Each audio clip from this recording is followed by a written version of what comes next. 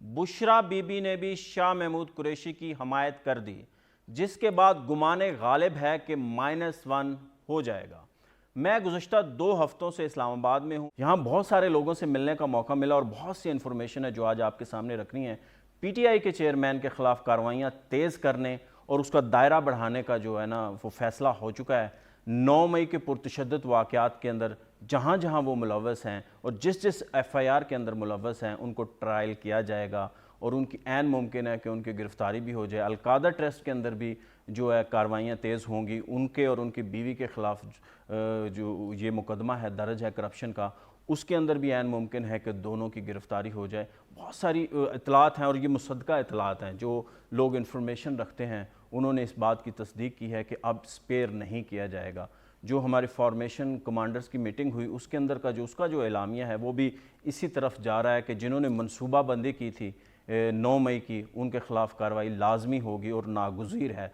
और ये ऐन मुमकिन है अगले 2-3 जो वीक हैं ये बहुत अहम है और इसके अंदर ये सारी चीज़ें हो जाएँ। मिलिट्री एक्ट के तहत ऑलरेडी आपको पता है कि दर्जनों PTI के वर्कर जो है वो गिरफ़्तार हैं और उनको अदालत ने मिलिट्री के हवाले कर दिया है। KP के अंदर भी ऐसे ही हुआ है। तो इसके बाद अब देखना ये है कि और जो बड़े बड़े जो सियासतदान हैं जो इसके अंदर इन्वॉल्व थे, जिन्होंने मनसूबा की बंदी की, जिन्होंने इसको अमल को एग्जीक्यूट किया, क्योंकि चेयरमैन तो शायद उसमें थे, हवालात में थे, मगर जिन्होंने एग्जीक्यूट किया उनके ख़िलाफ़ भी और चेयरमैन के ख़िलाफ़ भी ये सारी कार्रवाइयों का अमल तेज़ हो जाएगा। अब ये है कि PTI टूट फूट का शिकार है। जो सैकड़ों लोग हैं पार्टी छोड़ चुके हैं, जो अहम रहनुमा थे वो पार्टी छोड़ गए, जो कुछ लोग बच गए हैं वो इस वक्त रुपोश हैं या मुल्क से फ़रार हो चुके हैं। ज़मान पार्क खाली है, ज़मान पार्क में कोई नहीं है, ना किसी का राब्ता है। और अगर जो राब्ता होगा उनको पता है कि क्योंकि वो भी 9 मई के अंदर इन्वॉल्व हैं तो उनकी भी गिरफ़्तारी हो जाएगी, कोई नहीं आ रहा। तो शाह महमूद कुरैशी साहब की रिहाई हुई, वो गए ज़मान पार्क गए और उन्होंने अपने चेयरमैन से मुलाकात की। उन्होंने उनको समझाया कि आप पीछे हट जाएं, नाजुक मोड़ है, आप इस बात को समझें। सियासत ये नहीं होती कि आप किसी से टकरा जाएं। अगर आपको मुश्किल वक्त आ रहा है तो पीछे हटना ही हिकमत है। आप अपने वर्कर्स का सोचें जो जेलों के अंदर हैं, 10,000 के करीब अगर लोग जेलों के अंदर हैं जो इतलात हैं, तो आप उनका सोचें। आप अपनी पॉलिटिक्स को मत देखें, आप मुझे मौका दें, मैं आगे आ जाता हूँ और जो है ना मैं इसको संभालता हूँ पार्टी को। आप मुल्क से बाहर चले जाएं या सियासत छोड़ दें, थोड़ी देर किनारा कशी इख्तियार कर लें ताकि मामला संभल जाएं तो फिर आप दोबारा आ जाएं। तो शाह साहब के ऊपर गुस्सा किया गया, उनको कहा गया कि मेरे होते आप ये कैसे सोच सकते हैं। शाह साहब ने कहा कि ठीक है, वो उठ के चले गए। मगर जो अहम मैंने आपको ये बातें तो आपको बताई गई हैं, पहले भी लोगों ने इन्फॉर्म किया। उसके बाद एक सिलसिला शुरू हुआ और बुशरा बेबी की एंट्री हुई इस खेल के अंदर। उन्होंने अपने हस्बैंड को समझाया कि आप ऐसा मत करें, शाह महमूद कुरैशी साहब जो कह रहे हैं वो बिल्कुल ठीक कह रहे हैं, आप पीछे हट जाएं। आप कोई हिकमत इसी में है जो इस वक्त हालात हैं कि आप कोई दरमियानी रास्ता इख्तियार करें, मुल्क से बाहर जाना नहीं जाना, तो आप सियासत से किनारा कशी इख्तियार कर लें, आप घर में बैठें सुकून करें, शाह साहब को पार्टी के मामला चलाने दें। और अब सवाल ये पैदा होता है कि बुशरा बेबी ने ऐसा क्यों किया, क्योंकि इससे पहले जितनी बातें हो रही थी उनके अंदर यही कहा जा रहा था कि चेयरमैन जो भी बात करते हैं, जो भी एक फ़ैसला करते हैं, वो अपनी वाइफ से मशवरा करते हैं। मगर इस दफ़ा उन्होंने उल्टा मशवरा क्यों दिया? उन्होंने इसलिए उसका उल्टा मशवरा दिया क्योंकि वो भी अलकायदा ट्रस्ट के अंदर उनके ऊपर भी एक केस चल रहा है और बहुत सारे दूसरे इल्ज़ामात भी हैं। एक नया मुकदमा एंटी करप्शन ने बनाया। पंजाब के अंदर जो पोस्टिंग होती थी, बुज़दार साहब भी उसके अंदर नॉमिनेट हैं और ट्रांसफ़र होते थे, उनके अंदर मामलात क्या थे।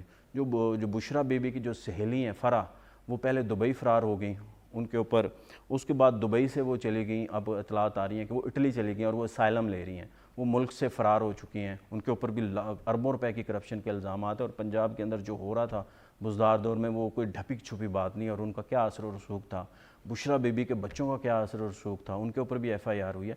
तो वो इसलिए चाहती हैं कि उन्हें जेल ना जाने पड़े, उनके बच्चों को जेल ना जाना पड़े, उनकी सहेली को जेल ना जाना पड़े, उनके हस्बैंड को जेल ना जाना पड़े, इसलिए उन्होंने अपने हस्बैंड को मशवरा दिया। उसके बाद फिर शाह महमूद साहब से दोबारा रब्ता किया गया, उनको दोबारा बुलाया गया और उनसे बातचीत की गई है। अब यही एक मेरे नज़दीक भी दरमियानी रास्ता है। अगर PTI को मज़ीद टूट फूट से बचाना है तो शाह साहब के पार्टी उनके हवाले कर दी जाए और जो वर्कर हैं उनको भी समझाया जाए। अगर PTI के चेयरमैन ऐसा नहीं करते तो फिर ये सब पार्टी छोड़ जाएंगे। ऐन मुमकिन है कि शाह महमूद कुरैशी साहब भी छोड़ जाएं, ऐन मुमकिन है कि जो लोग रूपोश हैं वो भी सामने आएँ और वो भी पार्टी छोड़ जाएं, और फिर वर्कर जो ग्रास रूट लेवल पे वर्कर होता है वो भी पार्टी छोड़े, फिर वो तनहा रह जाएंगे। पार्टी को बचाने का यही वाहिद रास्ता है। अगर उन्होंने ज़िद की, उन्होंने हठधर्मी और जो पहले उनको जो उनका मामला थे वो वैसे ही डटे रहे तो फिर PTI नहीं बचेगी। اس کے بعد اگر شاہ محمود قریشی صاحب آ جاتے ہیں اور پارٹی سنبھال لیتے ہیں تو اس کے بعد ان کا مقابلہ ہوگا جہانگیر ترین کے ساتھ، کیونکہ وہ بھی ایک پارٹی بنا چکے ہیں استحکام پاکستان پارٹی کے نام سے، پی ٹی آئی کے سارے لوگ اس میں جا چکے ہیں۔ عمران خان کا جو نمبر 1 دشمن تھا نا جہانگیر ترین، جس کو انہوں نے اپنے اقتدار کے دنوں میں نکالا تھا، ان کے اوپر کیسز بھی بنائے تھے، انہوں نے پارٹی بنائی ہے۔ اور خان صاحب کے جتنے وہ کہتے تھے کہ بڑے نظریاتی لوگ ہیں میرے ساتھ اور یہ پاکستان بدل دیں گے اور یہ کر دیں گے، وہ سب چھوڑ کے وہ ان کے نمبر 1 دشمن کے پاس چلے گئے ہیں۔ ایک بندہ نہیں گیا، 2 بندے نہیں گئے، سینکڑوں لوگ چلے گئے ہیں۔ تو اس لیے اس سے بھی اٹھتا ہے کہ وہ کتنی ہی نظریاتی پارٹی تھی۔ اب جہانگیر ترین صاحب فیصلے تو نااہل ہیں، عدالتی نااہل ہیں، اور انہوں نے پارٹی بنا لی ہے۔ اور نواز شریف کیس کے اندر یہ ہے کہ جو تاحیات نااہل ہے 62-63 کے اندر، وہ تو پارٹی کی صدارت کر ہی نہیں سکتا۔ اور وہ پارٹی کے صدر کیسے بنیں گے، وہ پارٹی کو کیسے چلائیں گے، اس کا مطلب ہے کہ ان کے لیے کوئی رستہ نکلے گا۔ اور جو 62-63 کے قانون ہے، ظاہر ہے اس کی اپیل کا حق بھی مل گیا، وہ عدالت جائیں گے اور شاید فیصل واڈا کو جیسے ریلیف ملا تو ان کو بھی ریلیف مل جائے، نواز شریف صاحب کو بھی ریلیف مل جائے۔ تو اس کا مطلب یہ ہو رہا ہے کہ وہ ہے۔ مگر اب مقابلہ یہ ہوگا شاہ محمود قریشی کا اور جہانگیر ترین کا۔ شاہ محمود قریشی کے پاس پی ٹی آئی کی اگر کمان آتی ہے تو ووٹ بینک تو ہوگا، مگر ان کے پاس کینڈیڈیٹ نہیں ہوں گے حلقوں میں کھڑے کرنے کے لیے۔ اور جہانگیر ترین کا المیہ یہ ہے کہ ان کے پاس کینڈیڈیٹ تو ہوں گے، شاید اس لیول کے اوپر ووٹ بینک نہ ہو جس سے لوگ جیتتے ہیں، جس سے پارٹیاں اقتدار میں آتی ہیں۔ تو اس کا الٹیمیٹ فائدہ کس کو ہوگا؟ نون لیگ کو ہوگا، پیپلز پارٹی کو ہوگا۔